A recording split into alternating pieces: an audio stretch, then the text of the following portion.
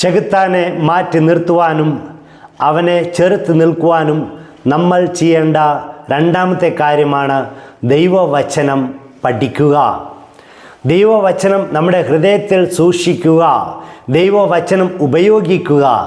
അതുകൊണ്ടാണ് എഫെസോസ്യർക്കെഴുതിയ ലേഖനം അധ്യായം 6:17 പറയുന്നത്, ദൈവവചനത്തെ വാളിനോട് പൗലോസ്ലീഹ ഉപമിച്ചിരിക്കുകയാണ്.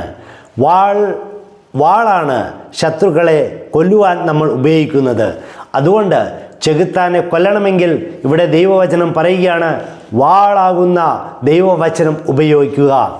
ഈശോ തൻ്റെ പ്രലോഭനത്തിൻ്റെ സമയത്ത് ചെകുത്താനെ എതിർത്തതും അവനെ ദൂരെ ആക്കിയതും ദൈവവചനത്തിൻ്റെ ശക്തിയിലൂടെയാണ്.